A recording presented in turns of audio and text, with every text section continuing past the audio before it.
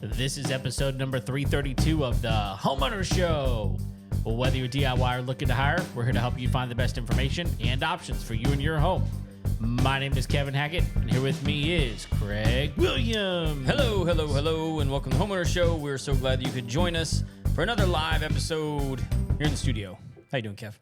Man, I'm doing good. It's, I feel like it's been a while again since I've been on. Yeah. It's just been a wild few weeks. But Kevin doesn't like to go out in the wild, y'all. Well, sometimes things happen whenever I'm unavailable. Okay, it just happens to be what it happens to be. But man, no, things are pretty good. It like routine has set in again, and I don't know. I don't have any like positive, negative necessarily. Life's just good. How about you? Man, it's been a crazy week or so. Well, that's true for sure. But that does that have anything to do with you personally or just life? Here's what I find interesting. Okay.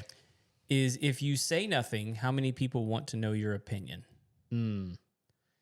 I've had a lot of people asking me my opinion. Yeah. On a lot of stuff. Yeah.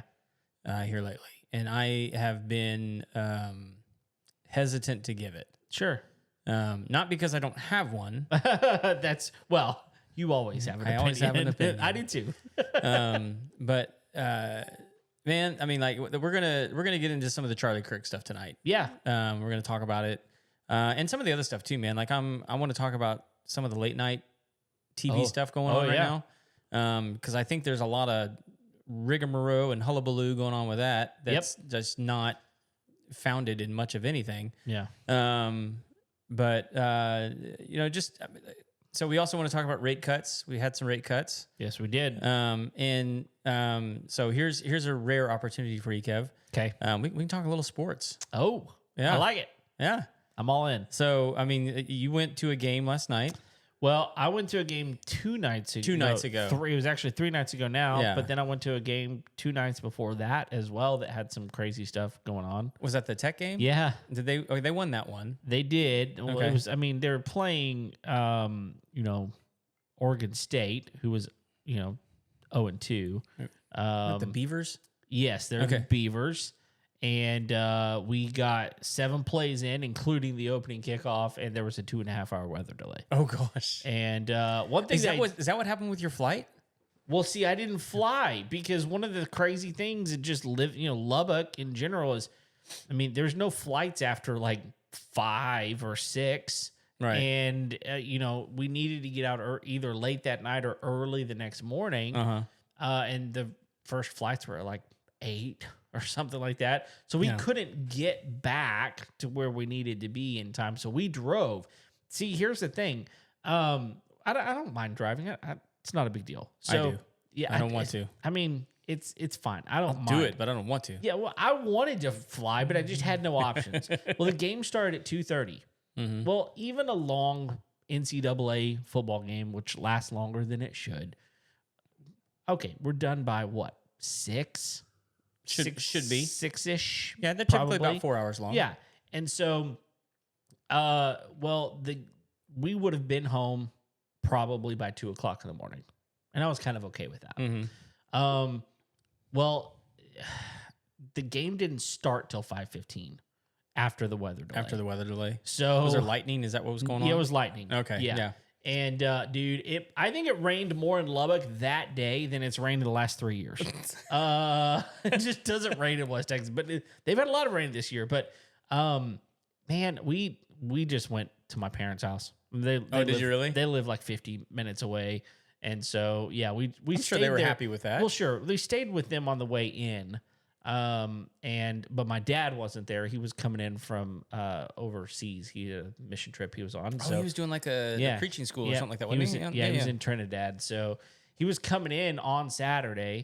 And so anyway, we were gonna miss him. Well, it wound up that we got to spend the night there again. That's good. No, it worked out. It was fine, and thankfully there was no issues the next day or anything. But so that was a long weekend, right? And then we got tickets to the Rangers game on Monday. Yeah. and yeah, they just wound up. Do you think they have any chance of catching at this point? Look. Here's. I don't think they had any chance of catching before. What happened was a bit bizarre. Let's see what happened was. Yeah, because see what happened was, so a bunch of our players, the Rangers players, got hurt. I mean, the big stars, the big money on our team, all got hurt at the same time, which is just bizarre. Like Corey Seager got appendicitis, man. Like, of all the things, it had nothing to do with baseball. Yeah. And so, it was just what it was. Well, we had these young kids come up from AAA. They'd all been playing together in AAA for 2 years now. And they were kind of going, well, this is fun. We've been playing with each other down there. We'll play with each other up here. And they swept the Brewers, the best team in baseball. They won 2 out of 3 in New York with the Mets. Also one of the best teams in baseball right now. And which feels weird to say. But they went on this pretty impressive run, and everyone's like, oh, look, they're going to do it. And I'm like, how? Like, they don't have the track record this year. They've been terrible all year. And yeah, they won some games. That's not sustainable. And they come into Houston, and man, like there's a couple of things that I think are just true. Number one, bunch of injuries that plagues you.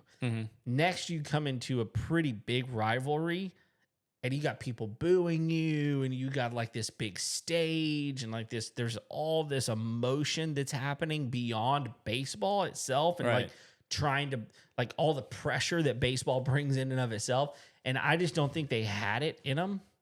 So, and I don't know, maybe the Astros had a little help with their pitch selections. I didn't watch the game. I just look for the scores and whether or not I can taunt you. No, that's fine. Like, honestly, I mean, really, I've had May was terrible. June was terrible. July was terrible. August was okay. Beginning of September was pretty good. And yeah, I don't know. It's weird. So here's what I do believe. Yeah, I do believe that whoever wins the West should be their victory. Because that will be, I don't think anybody's going to progress very far, whether it's the Mariners or the Astros, or if by some chance of luck, the Rangers wind up in the wild card somehow. They're all going to fail miserably. They are the worst division in baseball. Oh, really? Oh, yeah, by far. So it's pretty bad. Like, I will put it this way. Whoever wins the West would probably be third place in almost every other division. Yeah. So there you go. Yeah. Tells you something. All right. I kind of feel that way about TU right now. Oh, yeah. Dude, I was singing this song last year with these guys. Well, so here's the thing. I am going on record to say that I think Arch Manning is injured. You think he's injured? I think he's injured. Yeah. Because I've seen him play before. He's only played a few downs here or there, last year. But the guy's throwing motion is all out of whack. I mean, he's throwing sidearmed. It's like weird stuff is happening. And I'm like, there's no way that is natural, Surely if he's injured, like, they've got somebody that can at least manage the game. Oh, I would think so. Better than, like, put them in. Sure. I mean, like, 3 interceptions now. Oh, it's bad. So, I mean, like, I've heard some people talking about it, but, like, again, you think they're overhyped? 100%. But Texas A&M isn't? Huh? Texas A&M isn't overhyped? Right now? Uh-huh. No. Okay. No, I don't think they're overhyped. Okay. I think they were, I think, I mean, like, where they're at right now, probably a little bit. Okay. Probably a little bit. But but like, here's the problem is there's so many unknowns with the way that they've allowed the league to become, where the transfer portal and paying the players. Like, here's the thing. A lot of people don't realize, I mean, like, when you made it available for them to pay players and the transfer portal was immediate, A&M's going to win.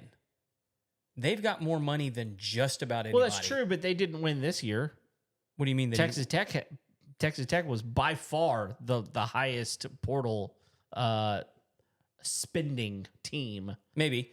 Not maybe. They spent $25 million, which was almost like 50% more than the closest person next to them. Yeah, and it's crazy. Well, it's no disrespect to Texas Tech. I mean, they can spend all the money they want. They just don't have the brand.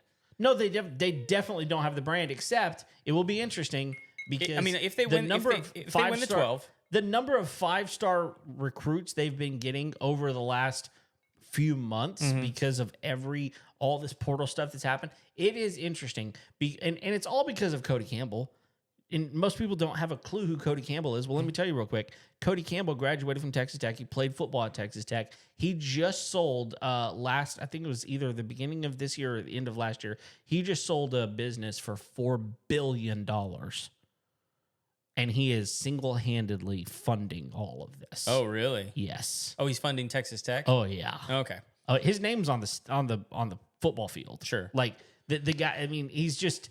They've now got the money because this guy's going. I mean, last year, whenever they were supposed to be better than they wound up being, there was a tweet that went out by this kid. I don't know who he was, and he I don't think he knew who he was talking to, but it's like, you got some pretty big cojones here, right? Cody Campbell said something about the refs are I normally don't say this, but the refs have been really against us. And this kid tweeted back to him and said, then buy us an O-line. And he tweeted back, I will. And he did. So it'll be real interesting. If they don't win the Big 12 this year, it'll be pretty sad, honestly. So I think I'm not so like obviously I went to A&M, so like I'm express my bias. Yeah. But that being said, you now have an 0-2 Notre Dame. Oh, yeah. That's still in the top 25. Oh, I know. So, and I hate them. Fair enough. So, but like, here's a team that just last year was in the national championship game. Yep. And I don't know if that's what's holding them up in the top 25 or if there's just so much. They've got strength of schedule on their side, but I mean, they have, because they're not in a conference, they have to wind up. They got to run the table at this point. They have to. Yeah.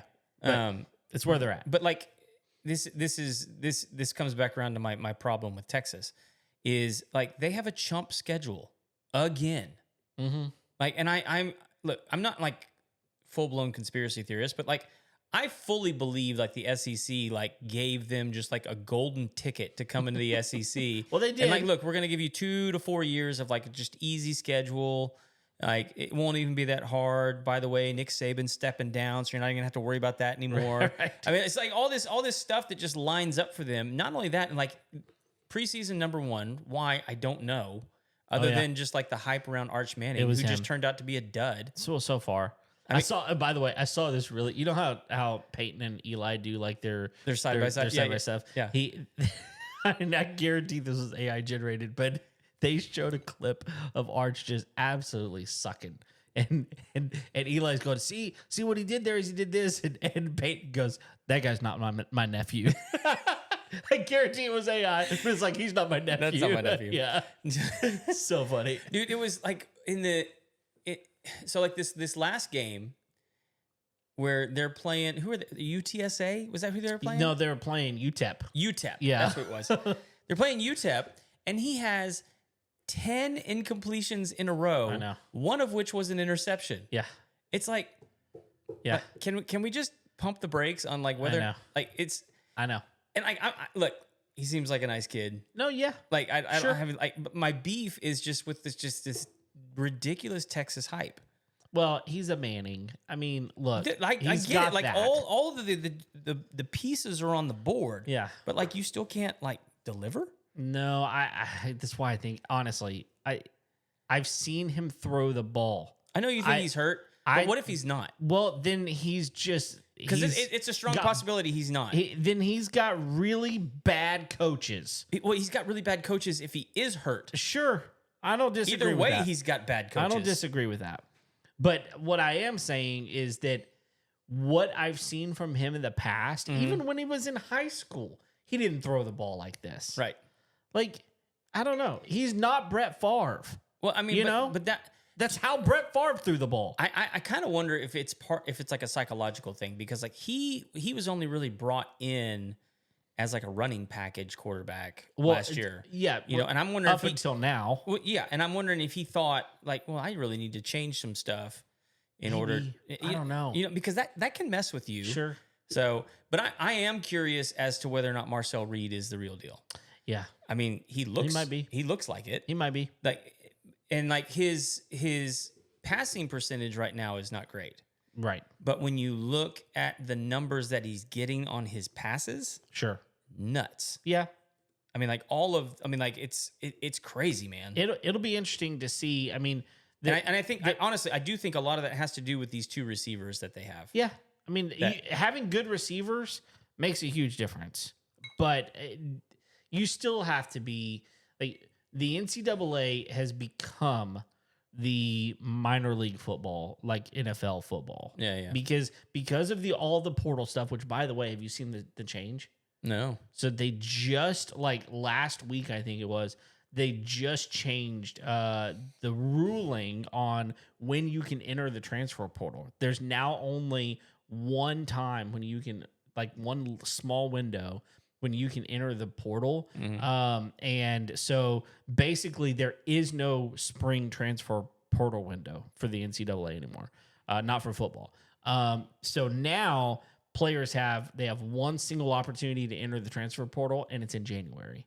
Oh. That's the only time they can do it. So that just happened. And so it's going to change how things happen. Yeah. It's thankfully, I mean, we've been saying it for couple of years now, like this is ruining football. And so hopefully that's going to make some changes. But I mean, I don't remember who it was, but it was some Aggie that said something to the effect of we should never have someone on the offensive line that isn't a senior. I mean, because A&M has, like you said, so much money. Yeah. They've got a brand, and when you can just buy your players, why would you ever have a starter that wasn't a senior? Yeah. The largest, the fastest, the most mature, like all of those things, like you can just buy your team now. Sure. And so it's minor league NFL, football, farm league, whatever you want to call it. And you just have to know that that's what it is going in. Yeah. And be okay with it or not. Yeah. So I'm interested to see what happens. I don't know that they're going to win the SEC. I think they have a good shot of making the playoffs. Well, I mean, some of the big players aren't the same as they used to be. Mm-hmm. You don't have the Alabama. I think Georgia, not as big of a factor. No, I think Georgia's down. It's interesting. I will say that some other changes with all of these teams, like we're almost at the place where we've got these super conferences now. Yeah. We're basically there. I think it changes a lot. It'll be interesting. Like the teams that I'm worried about aren't even in the SEC right now. Oh, well, yeah. I mean, I'm more worried about Miami. Right. I'm more worried about Florida State. Sure. I'm more worried about Ohio. Uh-huh. I think even Oregon, is in the conversation. Well, yeah. I mean, and I think the SEC better just like watch themselves. Mm-hmm. Oh, no, you're not wrong. And I'm just here to tell you, like, watch out. Well, this week, Saturday, will be a very telltale thing with Texas Tech because they go to Utah. They're playing in Utah. I think the Utes are underrated right now, and they're already ranked pretty high. So it'll be. I mean, if Tech comes in there and steamrolls, watch out. If they get steamrolled, okay. We'll have that conversation. Right now, they've only played like junior high teams, right? Which I don't understand. I just don't understand why I know why they do it because, you win 6 games, you get a bowl, automatic bid to a bowl, right? So you buy your wins. Yeah. I get that. I hate it. It's stupid. Change the rule on bowls. Like you have to have 6 wins against, I don't know, FCS teams or something or FBS teams. I mean, like non FCS teams is what I meant to say. So, I don't know. But what I do know is that football's changing, man. It's going to be weird. It's interesting. Yeah. So yeah, for sure. I'm not buying all the hype, but I'm dude, the 41-40 win was just did you watch it? No. It was nuts. No, I wasn't able to watch it. But yeah. The craziest thing was the 86-yard touchdown pass. Ugh. Where I think it was Mario Craver is the name of the receiver. Okay. Yeah. Which I think he's led in reception yards like 3 weeks in a row or something like that. Over 100 yards every game. Nice. Like he runs into 3 dudes simultaneously. What? After catching the ball, spins out of it, and then takes it like another 30 yards for the TD. Wow. It's a crazy play, man. And like it wasn't like the only play. And the only reason Notre Dame lost that game is because they fumbled the field goal. Yeah. That's it. That's the only reason they lost that game. I heard about it. I'm like insane. I mean, like at the end of the day, I mean, it was pretty clear A&M just wanted it more. Sure. I mean, that was what, and like, right. So that makes me and at Notre Dame. That was the thing. It was a on the road top 10 defeat. It's huge. That hasn't happened since the 90s for the Ags. No, it's huge. So it was a big moment. So I hope they ride it right. I think Elko's the right guy to do it. Yeah. I mean, it may be now or never, man. Like, so who knows? Pretty interesting we'll place. See. Yeah. But so we've got all this other. I mean, like, you know, we got to talk a little bit about Charlie Kirk assassination. Yep. Because that's just been dominating the news. Well, I mean, this was such a massive murder. And I don't even consider it a murder as much as I consider it an assassination. That's what it was. And I think everybody would consider that. But the moment it happened, I was like, he was assassinated. Like this was... You saw the video of it, right? Oh, yes, I did. Here's the problem. Like, not the problem. So I got the news that he got shot. Mm-hmm. And almost immediately after that, somebody sent me the footage of the shooting. Right. And as soon as I saw it, I was like, he died right there. He died right there. Right. No, that's what I said immediately. I was like, you do not recover from that. No. Like not, and I don't mean recover as in like you might get better. I don't mean recover as in you might be a vegetable someday. I mean, he died right then. Yeah. He lost enough blood in that moment. When they moved him, he was gone.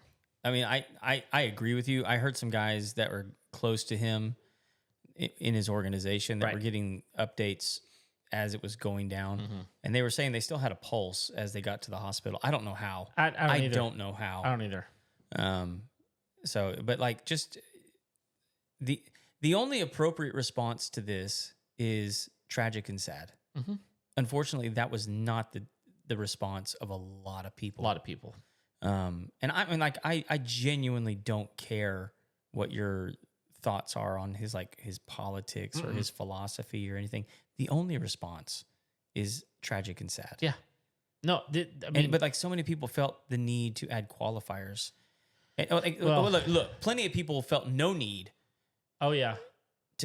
To say anything that it's tragic or sad. I literally have seen just horrible women cackling online in glee. I have too about this. And those are horrible demonic people. Well, yeah, because I mean, I just take things away. This was a person.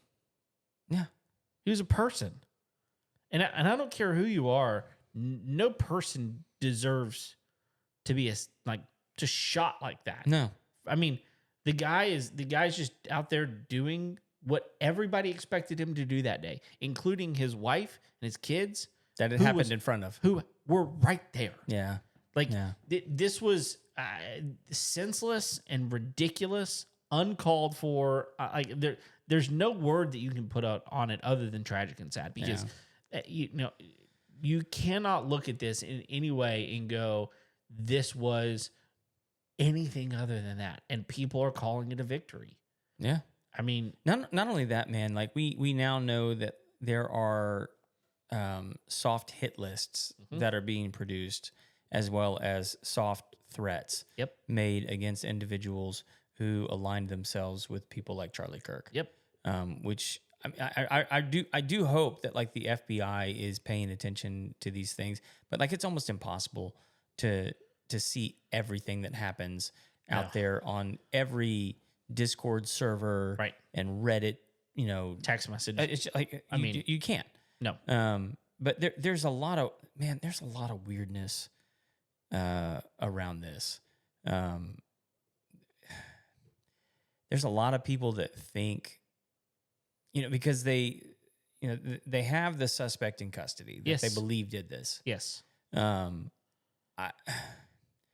not saying that I don't think that he did it, but I'm hearing a lot and seeing a lot of evidence that suggests that he was not operating alone. Sure. Well, really early I went, this has to have been coordinated.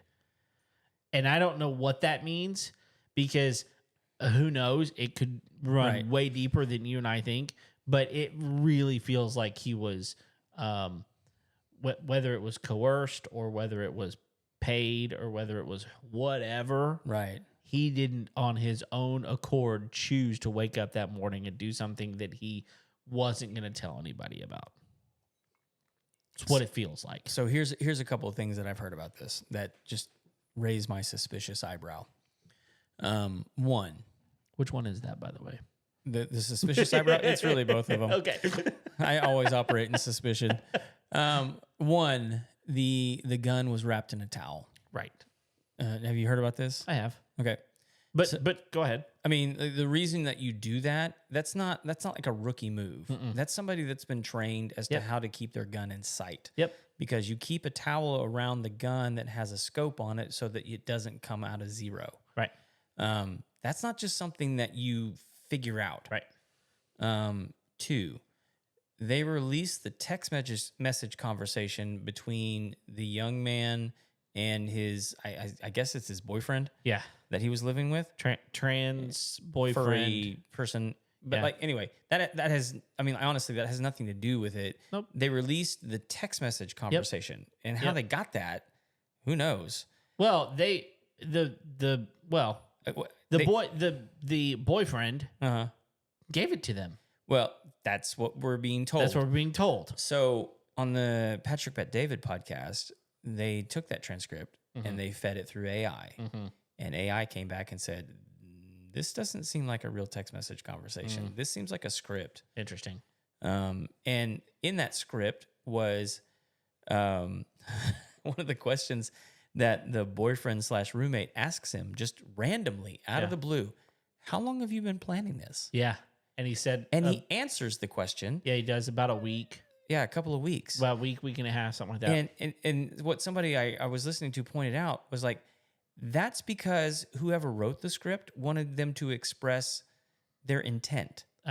Because that's one of the markers that you need in order for a conviction is to express and have evidence that he'd been planning it. Intent. Yeah. It wasn't just woke up one day, a crime of passion. Right. So show planning. So you have that. And then you also have the fact that it was a 200-yard shot. Yeah. Which not a ridiculously difficult shot. No, that's actually, I mean, you can easily shoot some of these guns 1,000 yards without blinking. But not... If you I can't pick up the rifle last week and if I get some person who's never really shot before and go, hey, go give me a 200-yard shot. Yeah, not hitting him probably. Probably not. No. So then you also have the old man in the audience that immediately confesses and starts screaming, shoot me, shoot me, shoot me. Right. Which gives some sort of indication of coordination. Sure. To what degree? I don't know. Yeah. It just makes everything seem very suspicious. It does. Yeah. And he's not saying anything. No. I mean, he's deadpan. Whenever they were reading, it's weird. It's weird the way they do things in Utah. Now, maybe it's more common than I realized, but when they were reading the indictment, he was just on Zoom basically. Yeah. Like he was on camera, and they've got him there in like a suicide watch outfit. And he's just like, yeah, completely deadpan. Well, I know they're charging him with something. I don't remember what it was, but oh, I don't either. I mean, they're but I mean, they've already arranged as much as they can right now. Both of them. Yeah. And like they expressed their intent to seek the death penalty by firing squad. Yeah. Well, but here's the deal. No, let me take that back. Firing squad is legal in Utah. But my understanding is it is an option available if requested. Interesting. So contrast that with Idaho, who also has firing squad available. They have made strides in order to make that the primary form of death penalty. Interesting. And Utah seems like that is an option that the person who is on death row can choose. But again, I'm not an expert. I'm hearing what I'm hearing, and I'm learning what I'm learning. Yeah. That's what I'm learning. That's weird. Yeah. I mean, it's not, I mean, like, I don't know which one I would choose, honestly. I don't either. Well, I mean, if it's lethal injection, I mean, I kind of want to know, like, how good of a shot are well, they? yeah, no doubt. No doubt. But, like, lethal injections just, I mean, I hate to say it this way, but I did that to my dog not too long ago. They literally just go to sleep, and then once you're asleep, they stop your heart. I mean, that's it. It's really completely painless and doesn't. It's very humane. I'll put it that way. Yeah, but I mean, like that seems like the opposite effect for what we want with the death penalty. Like it's supposed to be a deterrent, I right? mean, if you go back to which by the way, hanging is still on the ballot with some of these states. Yeah, still available. But that was now I know that they didn't have the electric chair. They didn't have lethal injection back in the, call it the 1800s, 1700s, 1600s, whenever. But they wanted to make a mockery of your crime at that point to deter other people from doing it. And, we've kind of gone away from that. Now, listen, I'm not advocating for the death penalty or not the death penalty. I'm just saying it exists. And with it existing, this is where we're at. I'm just perfectly fine with advocating for the death penalty on certain crimes. I have no problem with it. I mean, like, there's just some crimes that are so heinous. Well, there's no reason to not have it on the table. Well, I would absolutely agree with you. Yeah. By the way, and we could get deep into a rabbit hole. I'm not even talking about this particular case. I'm just saying, sure, in general. One, because like I'm not convinced that this guy was like a lone actor. No, I'm not either. I really like this again. All of the weirdness around the Trump shooting, like that kid just got disappeared. Oh yeah, like we know nothing about that kid. That's unbelievable. I mean, like, his whole house was cleaned out. Yeah, I mean, it's so bizarre. Yeah, the whole situation is bizarre, and now we have this, and like there's just too many. I heard somebody say like this kid could end up being like the Oswald of our day. And he's not wrong. Yeah. I mean, like it's a weird. I mean, like, not only that, man. Like you look at Bobby Kennedy right now. Have you ever heard him talk about his dad's assassination? I have, actually. He believes that the man that is still currently in prison for his father's assassination is innocent. Yeah. Right? He does. Yeah. It's a crazy set of circumstances. Like it's like he 100% believes that man was there the day that his father died. Sure. He just doesn't believe that he's the one that shot his dad. Right. And like it's so like this is not outside the realm of like unreasonable. Sure. To be having the conversation of like what the hell happened? Yeah. And why did it happen? That to me, that's one of those things where I look at this and I go, okay, I look at the circumstances as they are. And the situation is that Charlie was going around having conversations. Yeah. And we like what he said, don't like what he said, doesn't really matter. It's legal for him to do what he was doing. Yeah. And there were a lot of people that were influenced by it. Right. But like, okay, let's just take off the table whether or not you think he's right or wrong. Sure. Let's just look at the numbers. Okay. Okay. He was going around to college campuses. Yep. Okay. Having conversations with people about political issues. Not always political issues. Sometimes it was religious issues. Sometimes it's social issues. Sometimes cultural issues. He was just willing to have the conversation. Yeah. Here's the numbers.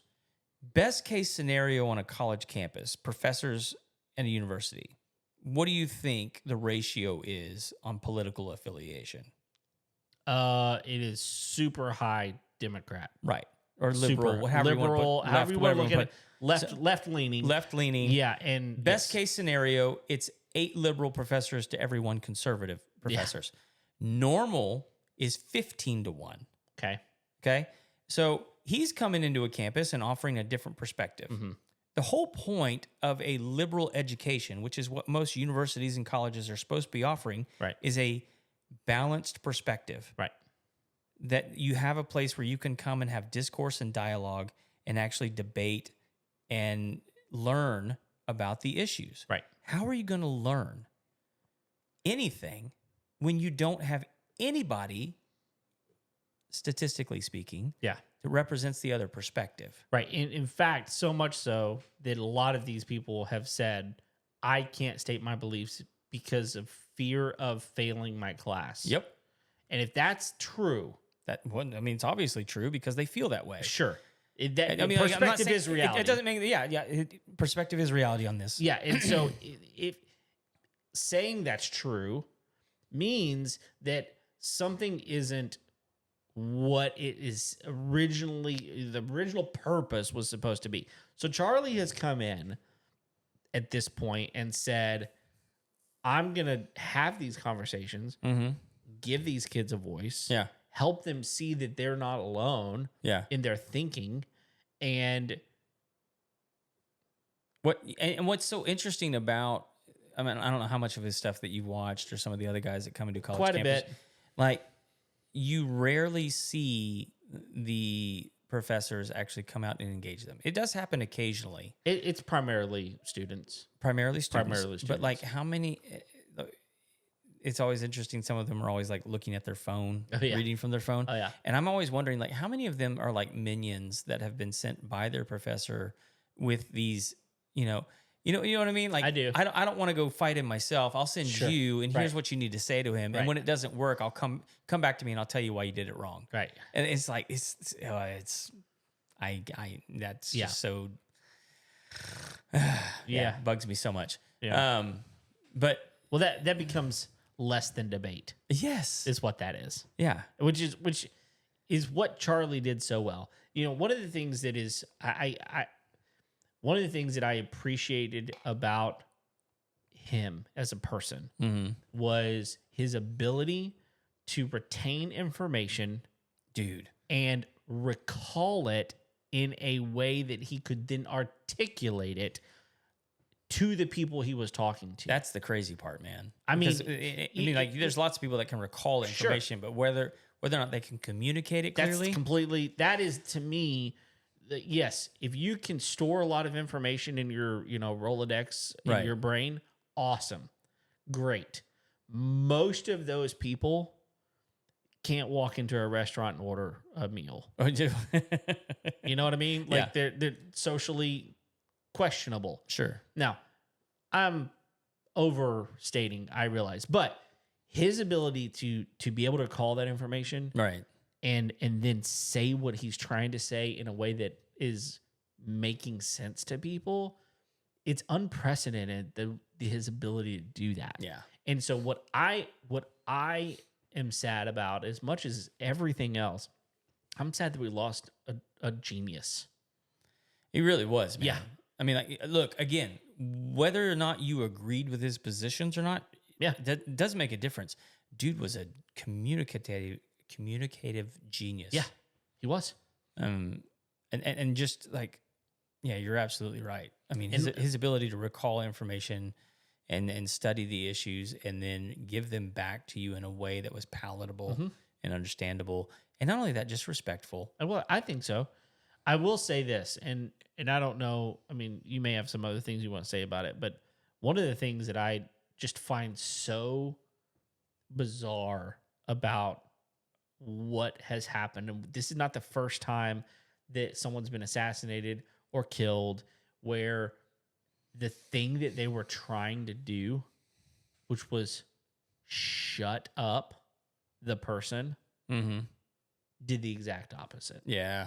Because people that never knew who Charlie Kirk was now know his name's on their lips. They're all over the place. Yep. The things that people had not seen from him before are now everywhere. You cannot scroll through social media without finding reels of what, of his, interactions with people while he's on these campuses, while he's talking with Ben Shapiro, talking with whomever he's talking with.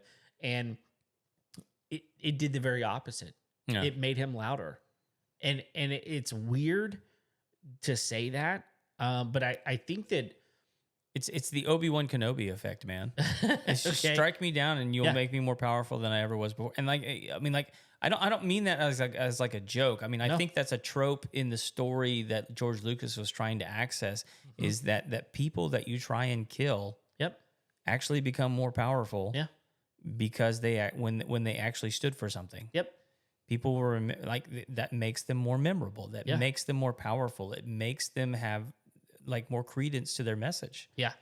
Which not to start getting religious at all, but you look at a guy like Jesus and this very same thing happened, right? They tried to shut him up, and not only did he accomplish all of the prophecy and do what he came here to do, right? He also became louder forever. Well, in all of his followers. Oh, that's right. I mean, they stepped in line. And were willing to make the ultimate sacrifice. And did. Most of them did. And because of that, we all know their names. And their household names. And I think that most of your children who are male are named after them. Yeah, you're right. You're exactly right. And so I look at this situation and I go, man, I wish people would just think before they make choices, because if you would, you're asking way too much, Kevin. I guess so. If you would think before you make choices, then you might go, look, if I do this, it's not going to accomplish the thing that I think it's going to accomplish. Yeah. Even if I'm willing to be a martyr, for my people, whatever that means, I'll take the hit for everybody else. It didn't work, man. Yeah, which is interesting about this whole situation, man. Is we're not an election year. No. We're far from it. That's the thing. It's so bizarre. Yeah. Again, why I lean into what was actually going on. Yeah, I mean, the kid lived in St. George, or was from St. George, so he's in Utah. He's going to a Utah school. Convenience was part of the equation. Whether or not he was coerced or not, convenience was part of the equation. There's a lot of people out there with more speculative minds than me that are already circling the drain on this one. So you can find them if you want to. But again, I circle back around to tragic and sad. Yeah, it is. I mean, that's really all you need to know about this. It's just tragic and sad. I agree. And I really hope that we can get to a better place where no one is fearful of expressing themselves in public so that they might be shot. I mean, why are we even having to say that? Here's the thing. You know what I mean? This one actually really pissed me off. Is Destiny. I think his name's Steven or something like that. It's just human garbage, man. Yeah. I mean, look, I believe that everyone has value, but at some point in time, it's what is wrong with you, man? He was on a show and refused, and in fact doubled down on his statements where he said, this is actually a good thing because conservatives need to be afraid in public. He goes, and if they're more afraid in public, they're more likely to tell Trump to turn the temperature down. I'm paraphrasing, Sure, because I don't have the exact script in front of me.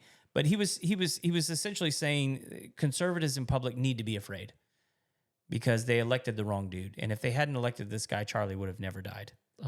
And it's like, no, sorry, man, that's not how this works. No, that dude made a choice. Yep, somebody made a choice. Yep, in order for this guy to die, and no one needs to be afraid to be in public. No, ever. No, I agree. So, and did you want to bring up the late night stuff? Oh, 100%, man. Because I mean, Jimmy Kimmel got fired. Right. I mean, that's not what they said, but that's essentially what happened. They removed his show. Yeah, he got fired. So, and man, as soon as it happened, this was an interesting one today, man. I saw some folks that I respect and that I love that were online saying, well, okay, fine. I'm canceling my Disney Plus subscription. For those of you who don't know, like Disney owns ABC. Right. And ABC is where Jimmy Kimmel's show is. Right. And they're like, fine. Like if you're gonna infringe on Jimmy Kimmel's First Amendment rights, free speech rights, if you're gonna infringe on his free speech rights, then I'm done. I'm canceling my subscription. I heard some other people say what the hell with this Jimmy Kimmel stuff? We're living. What's the I can't even think of it. What's the political affiliation where they always accuse the right of being? Oh, you're gonna put me on the spot. I know exactly what you're talking about. Yeah, libertarian. No, that's not the one. It's like the negative connotation of the right. Yep. Because everyone on the right calls people on the left commies, socialists and communists. I can't think of it. Anyway, people were saying like, well, now we live in this kind of a state where free speech is just completely gone. Well, first of all, you work for a company, and you don't have free speech in that moment. You can go there because right, wrong, or indifferent, like you don't just get to say whatever you want to. No, for whenever you are representing a company at that point. Right. You don't get to say whatever you want to. No. So the free speech thing to me is a weird argument in that moment. But so, like, this is the one. I mean, let me pull this up real quick because I have some manuscripts of like what he actually said. Well, yeah, I mean, first of all, he started off name calling the MAGA gang. Right. Yep. He said the MAGA gang is trying to spin this as if the person that did this wasn't one of their own. Right. That's basically what he said. Yeah. He said, we hit some new lows over the weekend with the MAGA gang desperately trying to characterize this kid who murdered Charlie Kirk as anything other than one of them and doing everything they can to score political points from it. Let's see. Well, then he started showing something about Trump. He showed Trump's, a clip. Trump's response to it. Right. And he was saying, this is not how an adult grieves the murder of someone he calls a friend. This is how a 4-year-old mourns a goldfish. Yeah. That was part of his monologue. Yeah. And again, like, am I offended by it? No. Right. Because that's exactly what I expect from this guy. Sure. That being said, ABC Disney has every right to cancel whatever they want Anytime. at any time. Because you know why?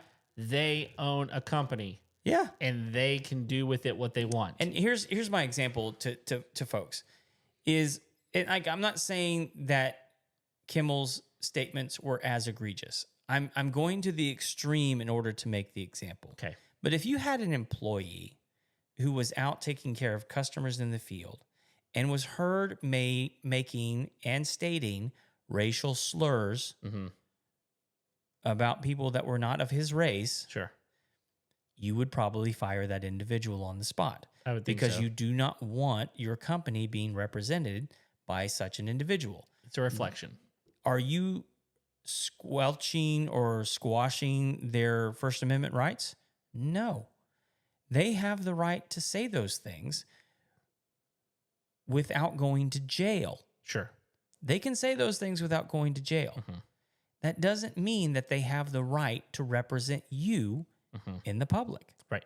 Wearing your brand. Like doing your thing. Yeah. Yeah. No. And that seems to be the disconnect that so many people have is I see so many people, and like this has become a thing now, is people crying about being fired because they made public statements about either Charlie Kirk or whatever, you know, and people are kind of done with it. They're done with people making public statements while representing their brands and their businesses, and they don't want to be associated with that anymore. It's happening. I don't blame them. No, I mean it's happening around colleges. Colleges are removing people from their from their student body. They've removed professors. There have been teachers that have been let go. Yeah. Because again, you can say what you want to, as long as you're not doing it under my brand, right? Whatever that brand is. Yeah, and so there's a lot of people with this late night show stuff that are talking about Jimmy Kimmel. They're like, oh, well, the FCC, so this is government, imposing their will over a media company. Here's what I need people to understand, and I'm not saying this is the entire equation, but as a business owner, you're a business owner. Let me express some numbers to you. Okay. So, Stephen Colbert. A few weeks ago, we heard that his show's being dropped. Right. Why? Is he not good? Oh, no. I mean, he's obviously a talented comedian. He's clearly good. Right? Since 2020, on average, his show has been in the red over 40 million annually. Okay? But hang on. Okay. Hang on. Now, this is just based off things that we know. Right. There's a lot of things that we don't know. Yeah. Because P&Ls tend to be private. Yep. But we have some information that allows us to see sort of through the veil thinly. Okay. Okay. Stephen Colbert was not the lowest or wasn't the biggest loser. Okay. In the late night sphere. Okay. Stephen Colbert was number 3. Oh, really? Yeah. So number 2 was actually Seth Meyers. Oh, well. Okay. The most successful of all the late night talk shows, Jimmy Fallon. Sure. Not shocking. The least successful late night show of all of them, Jimmy Kimmel. Okay. Right? And this has been a trend that's been happening since 2020. They said, and so I plugged everything into AI, and I said, give me all the data that you can on the profitability of late night shows. Because I actually was like, oh, like you don't respond that quickly unless you were probably already thinking about doing this anyway. Sure. And on the tail end of them already canceling the other one, right? Like what are the numbers? Well, the numbers came back and it said, so since 2018, at best, they were breaking even. And since 2018, it's been a steady decline. Oh, man. Meaning in 2020, Jimmy Kimmel was down 2 million. 2021, down 5 million. 2022, down 8 million. Oh, my 2023, goodness. Down 10 million. Down 2024, down 15 million. We're now in 2025. Yeah. What's the trend? 20 million. Oh, my goodness. So what that says is people are less interested in him as a host. Less interested in him as a host, but like also losing $20 million annually. That's a bad business move.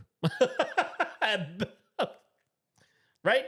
Right? At best, losing $20 million annually oh my goodness. For the network. And has been trending down. You think he had like this conversation with the higher ups at some point, and they were like, look, man, like at this point we need you to understand that if you don't get things righted, you're going. No, I think he was operating underneath the idea that this is an institution that will never go away. Especially and it's Disney, right? Yeah, they're loaded. They can handle it. They're loaded. They can handle it. And if anything, they're left leaning. Well, I mean that's kind of the thing, right? Right. Is it wasn't just the FCC, right? There were what was it? Oh my gosh, I'm gonna have to look this up. Hang on. Okay. Okay, so one of the other things is you saw starting in like 2022, them making a bigger push to put more of their content on the YouTube so that they could try and recover some of their losses from ad revenue. Interesting. Because their ad revenue from 2018 to 2025 dropped by almost 50%. So, I mean, like what that means is like interested people. Yeah, your viewership is going down. Well, it's not necessarily your viewership is going down. It's that the people who are willing to advertise on your show are willing to pay 50% compared to what they were willing to pay 5 years ago. Gotcha. Also bad. It's a trend. Very bad. Yeah. This is a trend. Hang on. I need to go back up to the top of this. Let's see here. Yeah. So in 2018, their ad revenue was around $439 million. And in 2024, it was around 221 million. That's half. I mean, that's half. Right. And again, for any business, that's a bad business move. Doesn't matter who you are. Yeah, it's like this thing is bleeding. Right. Just kill it. And anybody can look at that and go, oh, it's so much money still. Well, it is if you have no idea what it takes to run anything. Yeah. You know? I mean, it's like any business can tell you what their gross profits were, and I don't care. Tell me what your net profit was. Tell me what you're doing with what you've actually got. But if your overhead, exceeds or is anywhere near what you're bringing in, you are not profitable. Yeah. So you have to understand, like, yes, $220 some odd million is a lot of money. Yeah. But do you know how much it takes to do anything that they do? I don't. No. So here's the if you had $4 million before, think about this in 2018 versus 2025, which is the two numbers that we're comparing. Yep. Did salaries go up or did salaries go down? Right. Well, did costs of production go up? Right. Or did costs of productions go down? And so it's not just an option to look at like, okay, so we have half the advertising dollars that we had versus 2018. It's like our costs of producing the show have probably doubled, right? But we've lost half of our revenue, right? So we're actually down by about 100%. It's really bad. It's really bad. It's really bad. Really, really bad. Yeah. And so, like, here's the thing: were his comments like egregious and completely offensive? No. Yeah, right. I mean, like, maybe not. And expected, honestly. On considering the circumstances, yeah, probably inappropriate. Well, yeah. But were they probably talking about doing this anyway? Yeah. 100%. Yeah. 100%. Sure. Yeah, I agree. Like, and it's like, stop crying. Right. Like, you made a stupid decision at a stupid time that made it way easier for them to do the thing that they wanted to do that they were going to do by the end of the year anyway. Right. Yeah. Because they were going to stop the bleeding. Right. And most likely the only reason that they haven't done it is because they're going, okay, who are we going to put into this? No, it's because late night has been an institution in America for a long time. Sure, but it doesn't mean that they can't continue doing a late night show. They just got to find someone who can be profitable doing it. I don't think they can. I don't think they can. You don't think anybody exists that can do it? No. I mean, there has to be. Not to make it profitable. Maybe not, but I mean, you got guys out there like Jimmy Fallon making it happen. But he's losing money too. Oh, is he? Yeah. Okay. There's not one of them that's making money. Do you think this has everything to do with the way cable has gone? Let me put it to you this way. What's the Royal Kingdom? I don't know what that is. It's a game for your cell phone. Okay. All right. Jimmy Fallon is one of the big spokespersons for that game. Okay. It's a game for your cell phone. Right. How much money do you think he's making from that? I bet it's a bunch. Right? I bet I don't know, but I bet it's a bunch. Could you have ever conceived of David Letterman doing an ad for a cell phone game? No. Why? Well, number one, he probably didn't have to. Why? Well, because he was really good, first of all. And everybody, but here's the other thing. I also believe that we are in just a completely different culture of TV. Right. David Letterman was making money. Yeah. He didn't have to go do anything. Right. But you know, you look at where we live in our culture today, everything is streaming. Mm-hmm. Everything is available at any time that I really want it to be available. Like cable TV it exists, but it doesn't really exist. And like even like Dish and DirecTV, like they exist, but I really want to hear from the people that actually have cable. Right. Who are you? Right. And and here's the reason that people don't is because those contracts don't work anymore.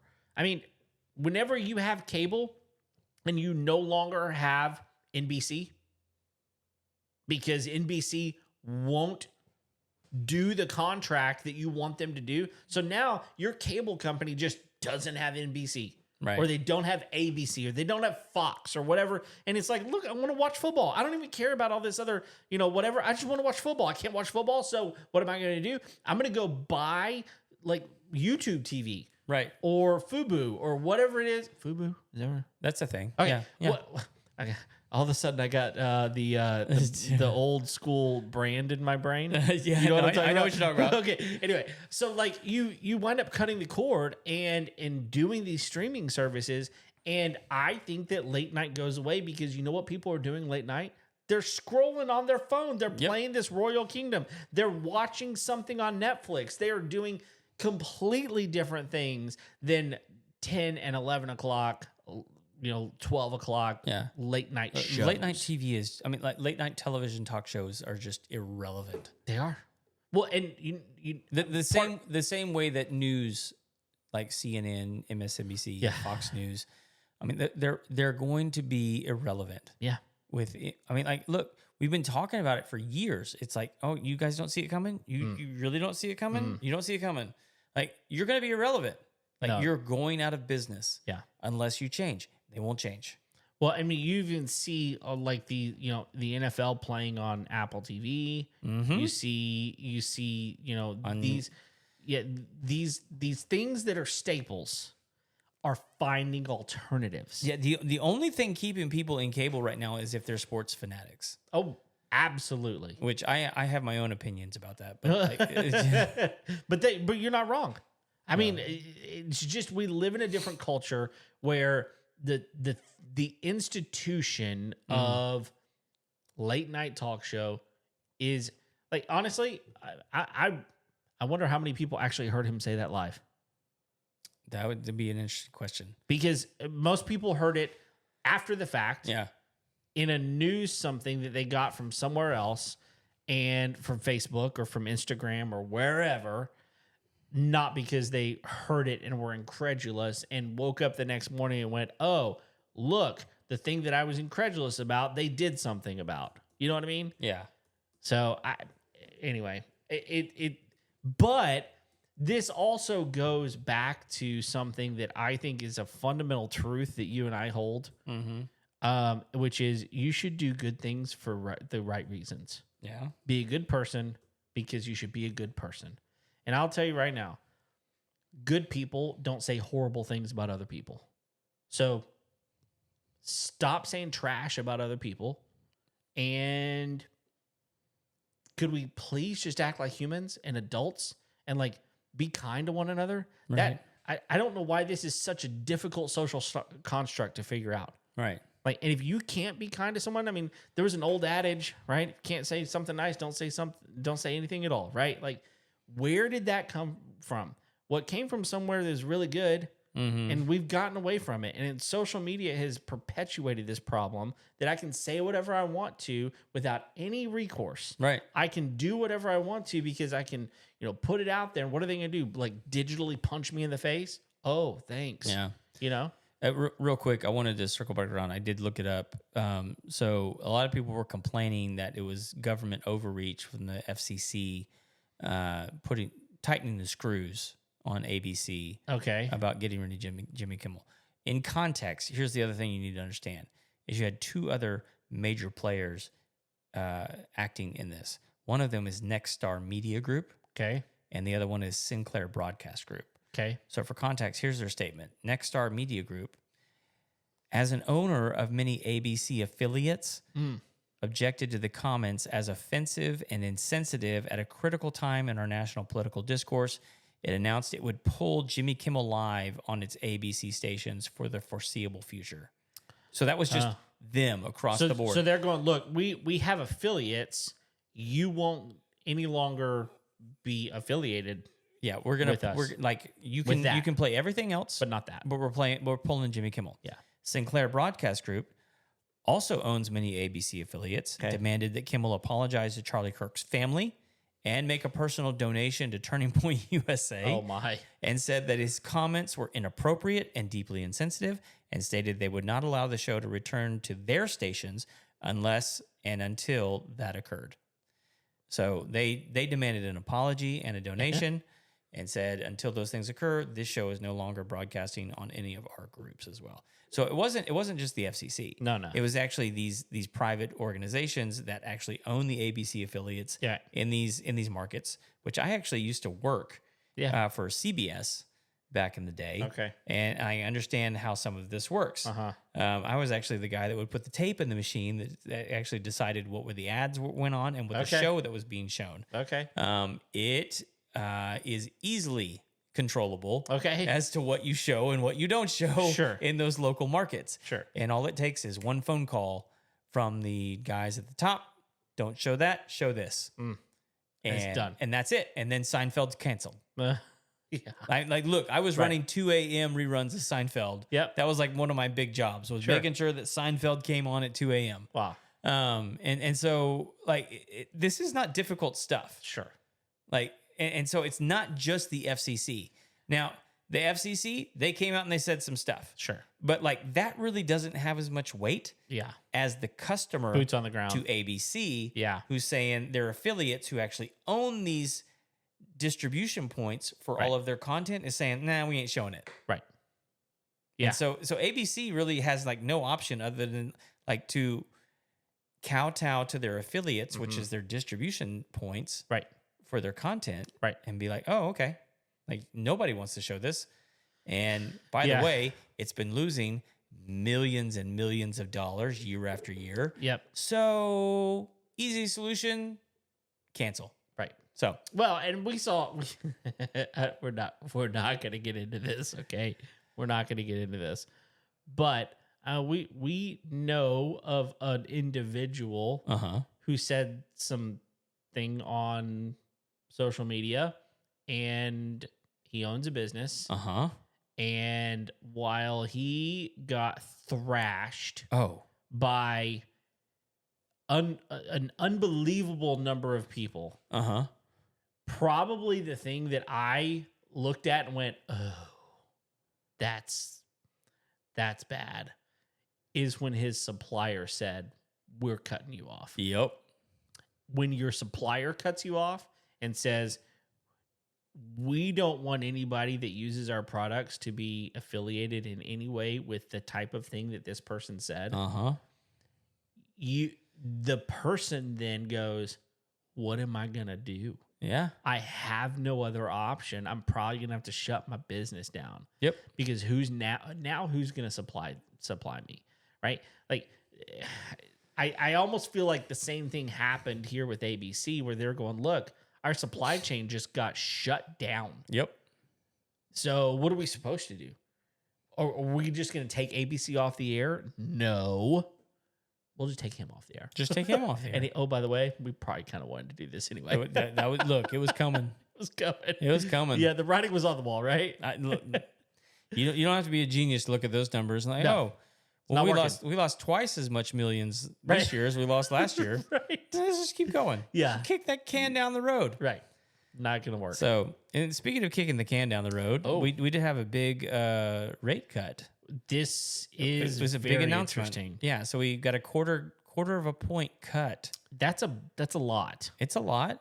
So here's the thing, though, is we were promised 4 before the end of the year. We were. So if this is the first of 4, be interested to see what happens before the end of the year. It is. So it's also interesting that it happened at the tail end of summer. Yeah, the timing did feel interesting. Yeah, the timing is interesting to me as well. Yeah. But I mean, because it's this, honestly, like the slowest real estate month you could have done it in. yeah. Oh yeah. Which is what it affects more than anything is the real estate market. Right. Like real estate agents, lenders, title agents across the country just gave a unified wahoo Uh-huh. these past few days because finally, like a significant rate cut. Something has happened. Something's happened. Right. And I think that it's the media around it is interesting. Yeah. It kind of came in expected, but some people thought it was going to be higher than it was. Like a bigger A cut. bigger cut. Yeah. Other people went, "Oh, this is just the beginning of what we're being promised." Well, hopefully, because again, they promised 4 that's right. before the end of the year. Right. We'll see if that actually happens because we ain't got that much time left. Right. So it was cut down to a 30-year mortgage at 6.35% last week, which is at its lowest level in nearly a year. So,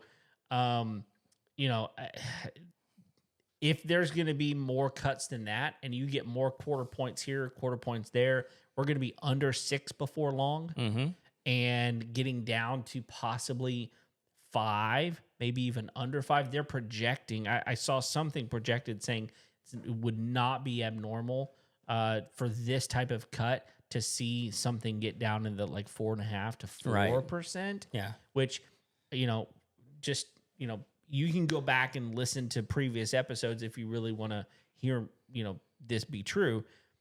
We locked in at 4.5%, and it climbed quickly to 6. Oh yeah. After we locked in at 4.5. I feel pretty happy to be at 4.5 compared to what we could have been. But if it gets down significantly enough, this market's going to start kicking back up. You're going to see refis. You're going to see all kinds of stuff. This is when people who have been hanging on to property, start releasing it into the marketplace. That's it. Because they know that it's now viable to buy again. Their confidence is up. Yeah. So, which, I mean, again, could be good because with the more houses on the market means that the price is going to drop because there's going to be more inventory, which is the big thing that we've been suffering from is lack of inventory. That's it. People have been scared. They've been scared to put their house on the market because they don't know what they can buy. And when you're in this, when you have a market that is rooted in fear, things are slow. Yeah. Just in general, I mean, it's back whenever the rates were like 2.75 and even lower. I mean, people were going, "I'll do this all day long." Yeah. Because that's where we ended up with ours. We ended up on a 15-year note at like 3.5 or something like that. I mean, like, it's awesome. It's awesome. And so like we're in the same position that a lot of people are at, where it's like, why would I ever sell this place? Right? Why? Like, even if I didn't live here anymore, why would I sell it when I know that the rent is so much more valuable? Based off of what I'm having to pay monthly for the property. So, it makes a lot of sense, and I can guarantee you, like Trump is turning the screws on them. Like, hey, when's the next one? Right? When's the next one? Like, what's the plan? Because like, if you want to see the economy get stimulated, it's like when you start getting houses into the market and being sold. and those things getting turned over at a more rapid rate than what has been happening over the past couple of years, that's going to be a massive stimulation for the economy. And it could be a false stimulation. Could be. Like, look, I mean, like, that could just be like a weird bubble that we experience. We're kind of in a bubble right now anyway. Yeah. So who knows what's going to happen? Well, I mean, he promised a lot of things. Yep. And don't care what you think about Trump. What I do know is that the man is a smart business person. He has been for a long time. And I think that we saw in his previous presidency, the economy was better than it's been in who knows how long. Right. Because he was able to put some things in place. This may be a marker of one of the first big things that he can look at and go, look what I'm doing. You're welcome. Yeah. Type of thing. So I mean, like, I'm not in the camp of now's the time to buy. Not yet. No, not yet. We're getting there. We're getting there. Yeah. Now, if you're having to move right now, it's a lot less terrible than it was before. Yeah, for sure. I mean, if you have good credit, you sure. You know. Yeah, so, because these are good credit numbers. Good credit numbers. Yeah. So, well, listen. If you have any questions, feel free to send us some information. Send us your questions. You can send it to info@homeownershow.com. I'd be happy to answer any of those. But man, we just want to say thank you for listening. I think we're going to wrap this up here. Yep. And it's been good. Our prayers go out to the Kirk family and to all things surrounding that. And man, it's a weird time. Yep. Weird time. Thank you for subscribing, for listening. We got some cool things we should probably talk about with that, with our numbers and people liking us right now. Next episode. Thanks for being around. Till next time, we'll see you later. See ya.